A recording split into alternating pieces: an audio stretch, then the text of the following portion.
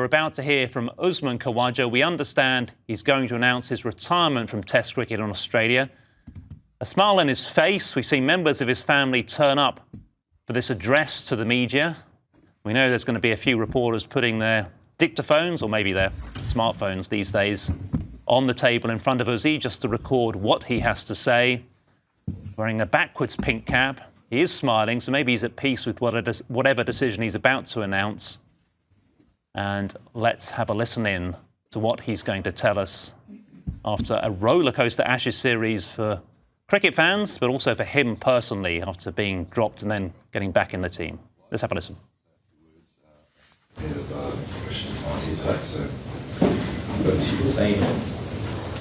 Bear with me, I just read something. Funnily enough, I did. I lived just up the road from the SCG, on Cook Road to be exact. And I'll never forget when I was younger, I saw Michael Slater drive in his red Ferrari. I couldn't believe my luck. I just saw a Test cricketer. And as a boy whose parents were barely scraping through and trying to provide for their kids in a little 2-bedroom apartment, I thought one day I'm going to be a Test cricketer. And one day I can drive whatever I want. Never did I think that God would grant me such a wish. I'm here to announce today that I'll be retiring from all international cricket after the SCG Test match. God, through cricket, has given me far more than I ever imagined. Sorry, this whatever's writing, this is really frustrating. I'm going to read this here. He's given me memories I'll carry forever, friendships that go well beyond the game, and lessons that shape me who I am off the field. But no career belongs to one person. I obviously had a lot of help. To my parents who are over there, thank you for your sacrifices that never made the highlights reel. That's you, Mum and Dad, Tarek and Fozia. The early mornings, the long drives, the beliefs and when the results weren't there. Mum, you knew plenty of those. When I used to come disappointed, sad, you always consoled me, and I'll never forget that. Dad, you always said that I would play for Australia one day. Even though sometimes I didn't believe in myself, you taught me values before ambition. You taught me to be humble, always respectful, and treat everyone as equals no matter what. And that grounded me through everything that followed. I hope I repaid your sacrifice in leaving everything behind in Pakistan to come to Australia to give us kids a better life. 88 Test matches, Dad, isn't that enough? Yeah. Okay. To my brothers, Arslan and Norman, I want to thank you for the countless hours you spent in the nets, the backyards, everything you did, even down the road here in Centennial Park, where you give me that token 5 minutes bat at the end of the day. Without your time and effort, I wouldn't be here, nor would I have my pull shot, because all you did was bump me. But you always instilled in me that my journey would be tougher than the other kids. And if I wanted to make it, that I had to work harder than everyone else, score more runs than the rest, and make sure that I don't give them any excuse not to pick me. I'll never forget those words, and you were 100% right. Rachie, my beloved wife, this journey has asked more of you than it's ever asked of me, particularly since you read everything that goes on in the press. The missed moments, the long stretches apart, the pressures that come with this life and taking care of the kids on your own. You carried our family so I could chase my dream, and I'll always be grateful for that. And don't worry, I know how you always remind me that all my international centuries came after I met you. You truly are one of my greatest blessings in life. You changed the path of my life, and you definitely changed the path of my career. And I thank Allah every day that I got to share this journey with you. I love you so much. To my kids, Aisha and Isla, you gave me perspective and reminded me of what really matters. Win or lose, everything I did out there, I hope one day that you'd be proud of what I achieved, but also what I was like as a human. I'll continue to buy you chippies and give you lots of lollies when Mum isn't looking, don't worry, because you know I'm a sucker for hugs and kisses. To Rachel's family, including John and Michelle, Rachel's parents, thank you for all your support and time spent over the last 10 years. I'm truly blessed to have such a great extended family. The fact that Rachel's brother and dad both love playing golf is just a bonus. And probably half the reason why I married you, Rachie. But I tell you what, next year's going to be a bad year to be a Titleist Pro V1 because I'm going to be playing lots of golf. And there's nothing you guys can say about it. To Bill Anderson, my friend and mentor, thank you for believing in me before the numbers did, for your honesty, for your patience, and your guidance in your path when things weren't clear. You helped shape my career, but also my character. To my teammates, coaches, support staff, it's been a privilege sharing dressing room with you. You make the hard days manageable and the good days unforgettable. Cricket is a team game, but more than that, it's a people game. And I've been incredibly lucky with the people I've gotten to be around. Along the way, I've learnt that not everything in life is in our control. I train my best, but then it's all up to Allah. And Allah is the best of planners. If He wasn't, I wouldn't be here right now. This game humbles you. It tests your patience, your resilience, and your character. And if you're lucky, it teaches you gratitude. Even on days that doesn't go your way, alhamdulillah always. I hope I've inspired many children along the way, particularly those who feel that they are different, those who feel that they don't belong, or those others tell that they will never make it. I felt all these things growing up and trying to be an Australian cricketer. But seeing is believing. And I'm here to tell you that you can do whatever you want. You just got to keep trying. Never let anyone convince you that you can't, because if they do convince you, then you never will. I'm a proud Muslim coloured boy from Pakistan who was told that he would never play for the Australian cricket team. Look at me now. And you can do the same. As I walk off for the last time, I do so with gratitude and peace, or as we say, salam. Grateful for the journey, the people, the lessons. Thank you for letting me live my dream and for sharing it with me. Happy to take any questions now.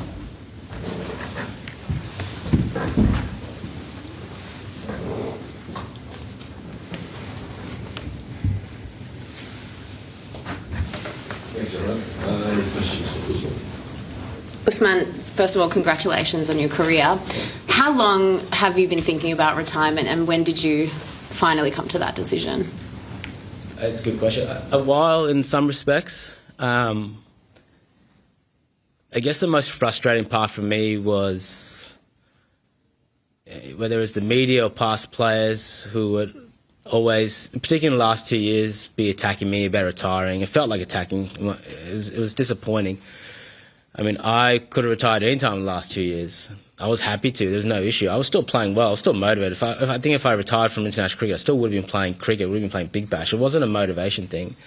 But obviously, Andrew McDonald and George Bailey saw my value at opening, batting up the top. It's the hardest position in the team. And I kept putting myself out there for the team. I was like, sure. And even last year, where we got to Melbourne, I reckon, Melbourne, and I sat down with Andrew McDonald. We always have our little catch-ups. And I said to him, you know what, if at any stage right now, if you want me to retire, I will retire straight away. I have no issue. I'm not hanging on for myself. And that was the most annoying thing, because I felt people were coming at me, and I felt, you know, they were saying I was selfish for staying on, but I wasn't staying on for myself. I mean, Andrew McDonald not begged, but practically said, no, I want you to stay. We need you for Sri Lanka and the World Test Championship. I want you to stay on. And so I did. And so it was never totally about me. And I'm glad I did. I was the highest run scorer in Sri Lanka, and I rewarded him in lots of ways, but that was probably the most frustrating thing. So I've been thinking about it, not wholly, but for a while in a lot of respects. And so I guess moving into this series, I kind of had an inkling in my head that this would be the last series. I talked to Rachel about it a fair bit, and I knew this was a big chance. I didn't leave the door fully shut, because I knew there was a chance that I could play on. I know Andrew McDonald, even to right to the very end when I told him a few days ago, I mean, he was still thinking about how I could get to India.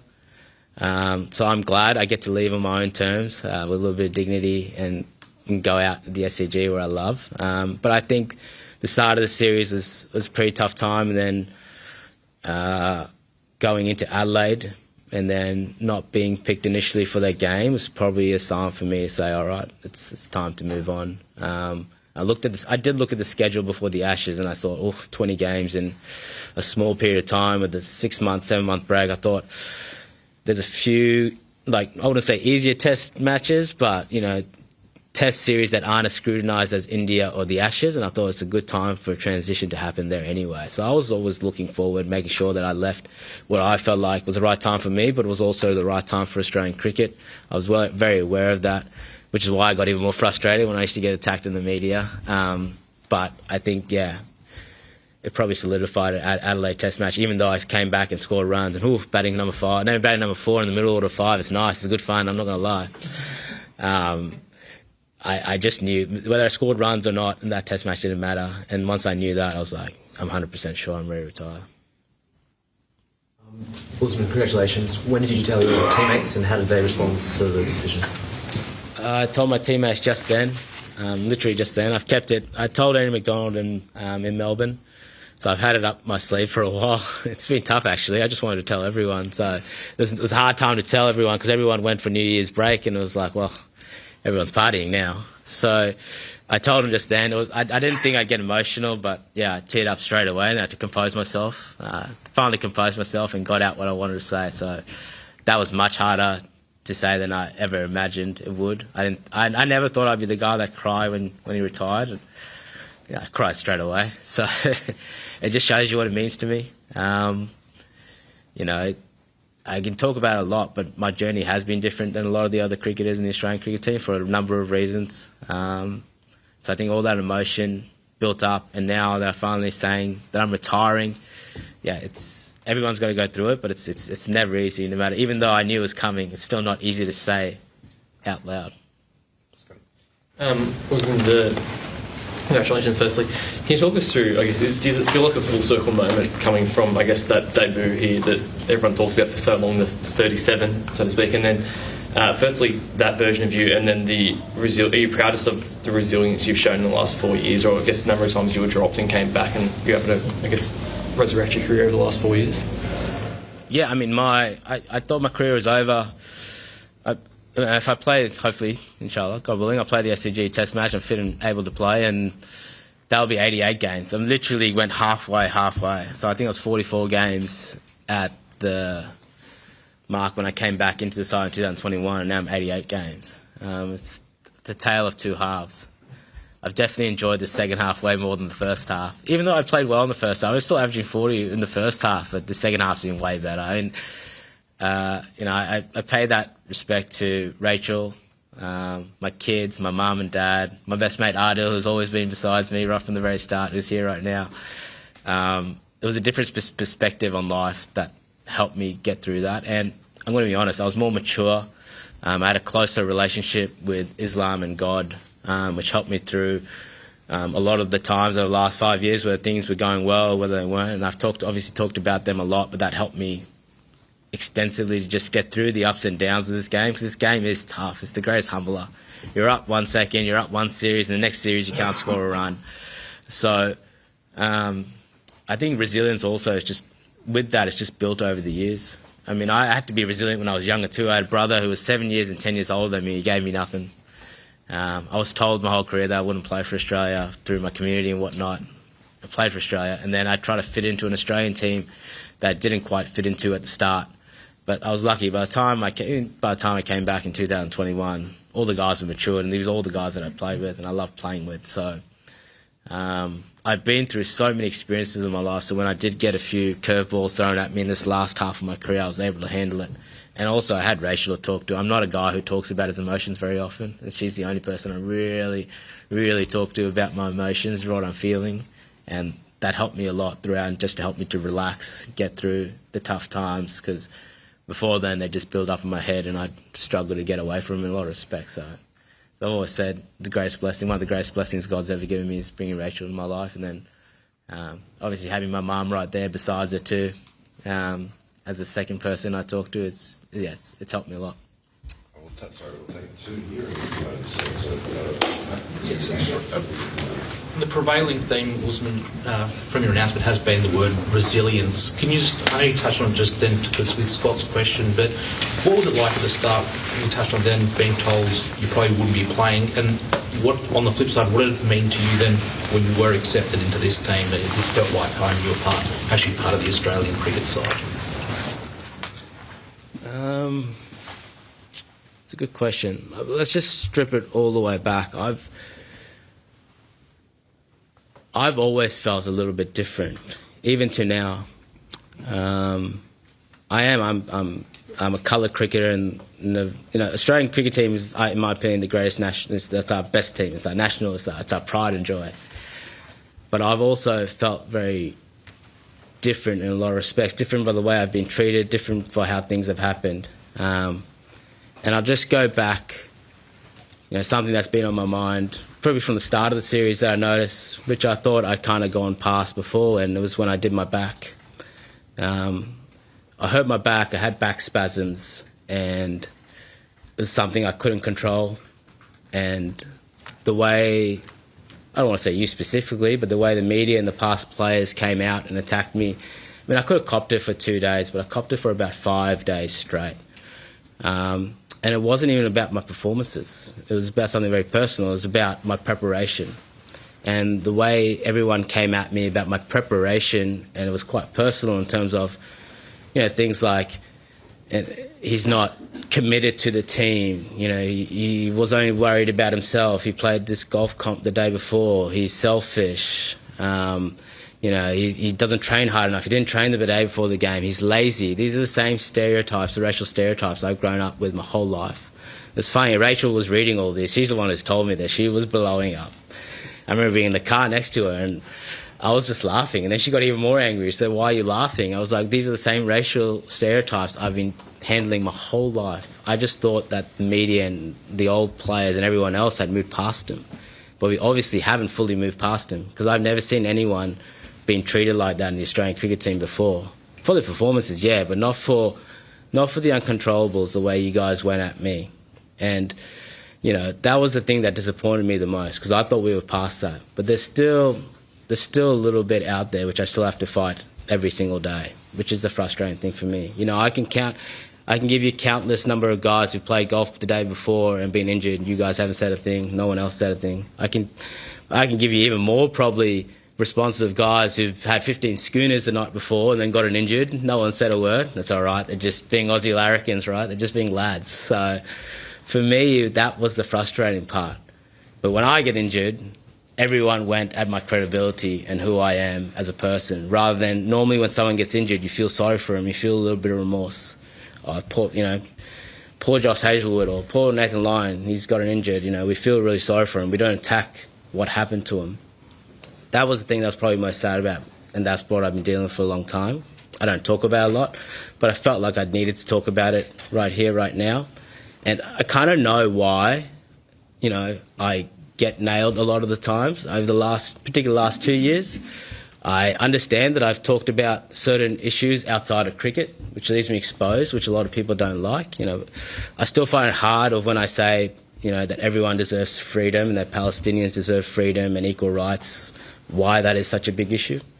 But I get it. I put myself out there. Even when we talk about Australian politics and, we get all these right-wing politicians that are anti-immigration and anti-Islamophobia, and I speak up against them.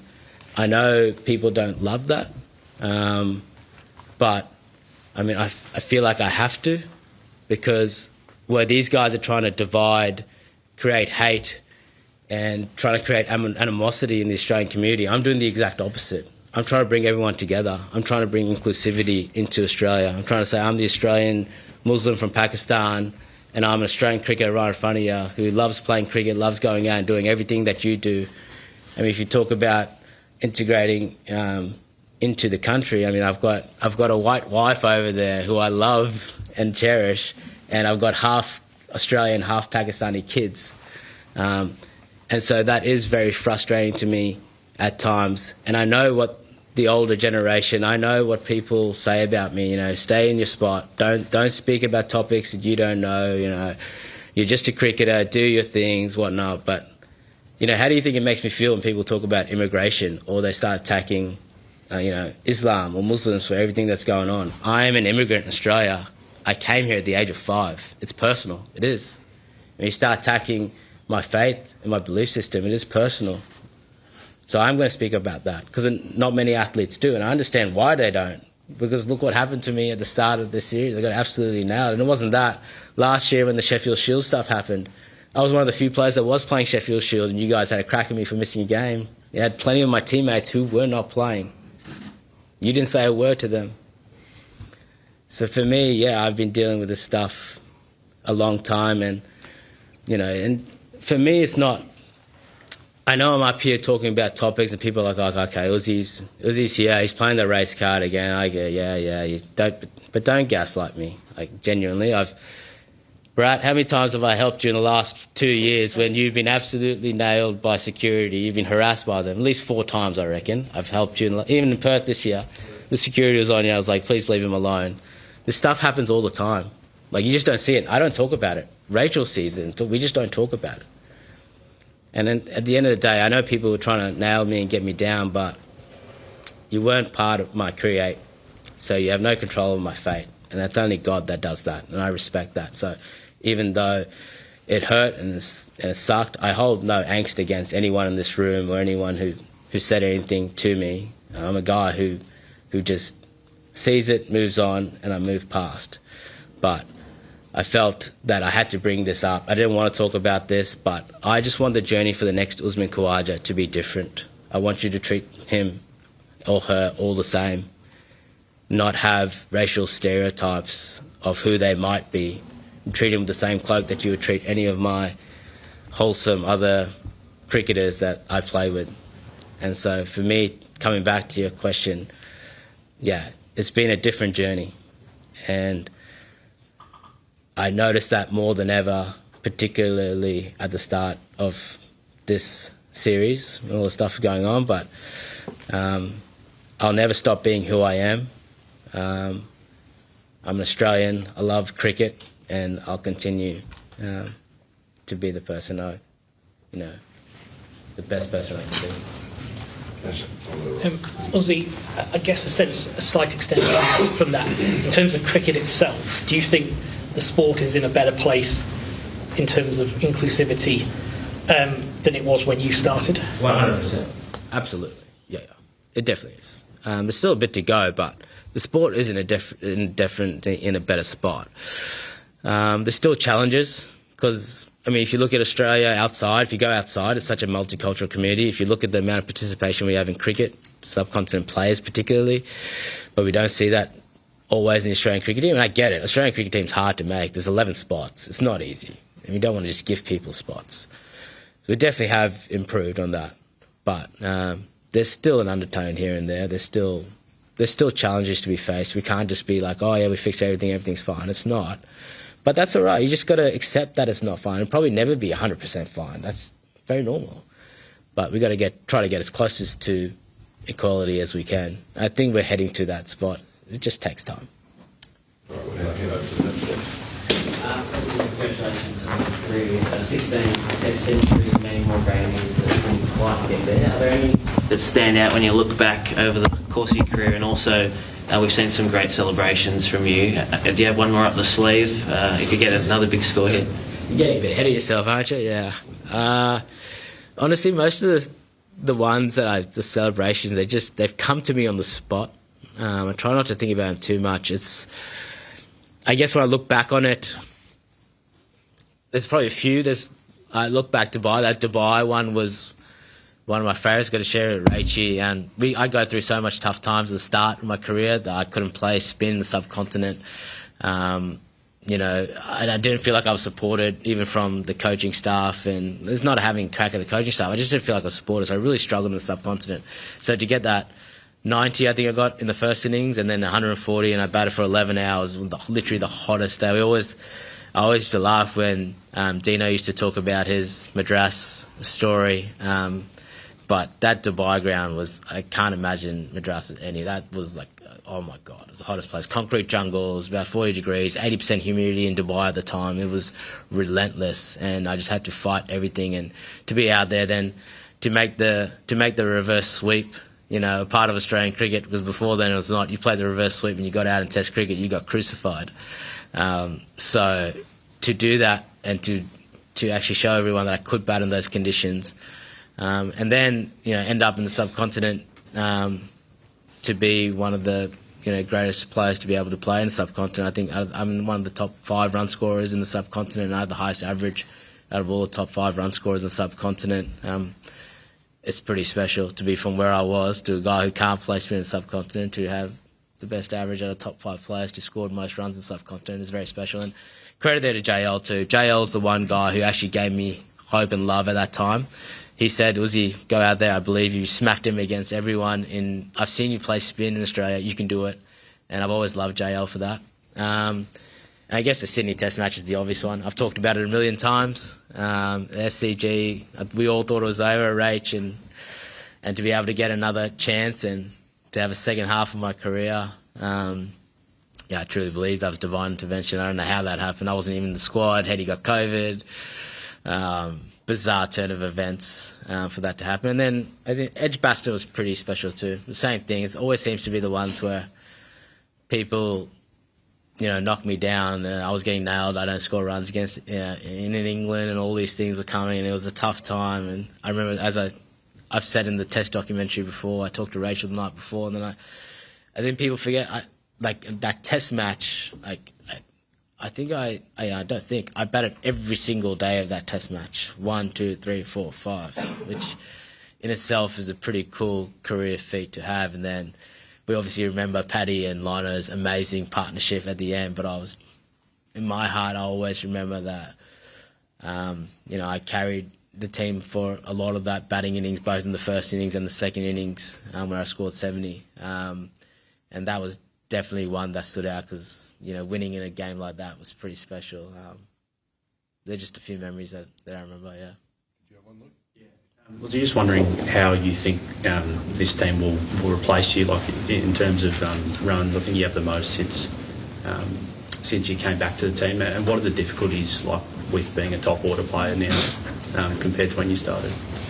Louis, I'm irreplaceable. Sorry, I couldn't help myself. You left the door open. It's never easy. It's not. And I said the same thing when Davey retired. It's not easy to replace experienced Test cricketers. You just have to be a little bit patient. I think we're seeing that right now with Weathers in some respect. He came and did really well. Now he's had a few innings that he missed out, and hopefully he'll get back on the horse and score runs again. But Test cricket's a different beast. It's the media. It's everything else. The cricket isn't too different. And I came through a period where I was in a transition in 2010. We were a struggling Australian cricket team. We lost a lot of the greats. And we still had Punter and Putt, but they couldn't all do it themselves. So, yeah, 100%. I expect, myself going, Davey going. Eventually Smudge is going to go. Starkey's going to go. Paddy can't play. There's going to be a transition happening very soon. It'd be interesting to see how it plays out, but it's never easy. So I think you just need to be mindful of that moving forward and understand that. When Warney left, we were looking for a spinner for ages. We tried about 20 of them. We didn't know we had Nathan Lyon right there, but even Nathan Lyon's not Shane Warne. Warney's irreplaceable. So, yeah, you just have to be a little bit patient when these things happen, and cricket's a tough game, and eventually Australia will always find their feet because with our Sheffield Shield system, I don't care what anyone says, it's very strong. Batting and bowling will always produce good cricketers. It's just about giving them enough time in Test cricket to be able to do that. In the Shield or Big Bash? I'll definitely keep playing the Big Bash, and at this moment, I plan to play Shield cricket. You spoke about how you want it to be different for the next Usman Khawaja or the young Usman Khawaja. I mean, you also spoken throughout your career about fitting in, and when you come here as an outsider, that's part of it, isn't it? Like to fit into this society. And cricket, as you go higher up, it still remains largely a white-dominated sport. So, how challenging was it for you to fit in when you started? There's no point fitting in. There we have it. Usman Khawaja at a press conference to announce his retirement as an Australian cricketer. I didn't quite catch whether he's going to continue in other forms of the game, the way David Warner has before him. But an absolutely incredible and historic story for a person that's been a real game changer in the sport. He is, of course, a local to the SCG, where the final Ashes Test is being played starting this Sunday. Australia against England. He doesn't know if he's going to be in that starting 11, yes, but we hope so. He recalled living locally to the SCG and as a kid watching Former Australian batter Michael Slater driving past in a red Ferrari and dreaming that one day he'll play cricket for Australia. And he did. And it was historic because this was a young man who came over from Pakistan as a 5-year-old and went on to become the first Muslim ever to play for Australia's Test cricket team. He made his debut at the SCG in 2011, so it really would be a full circle moment if he got to play his final ever Test match, his 88th and final Test match at the same ground. He turned 39 last month. In those 87 Tests so far, he scored more than 6,000 runs, including 16 centuries. He picked out the ton at Dubai as one of his favourite memories. He also played 40 one-day internationals, 9 T20s. He joked about having the time to play a lot more golf, and then more seriously he talked about how differently his career's been and how differently he's been treated by the media as an immigrant Muslim Australian man. He's so proud to wear the green and gold, but made some very interesting comments about how he's been treated in the media and how his career has panned out because of some of his outspoken comments. He's got pro-Palestinian beliefs. He says he doesn't regret speaking up ever. He's trying to fight hate by promoting inclusivity. Mentions his white Australian wife and his 2 kids who are half Aussie, half Pakistani. And he says critics will roll their eyes and say, that's Uzi playing the race card again. But he just wants to inspire young kids the way he was inspired, and says, never let anyone convince you you can't do something.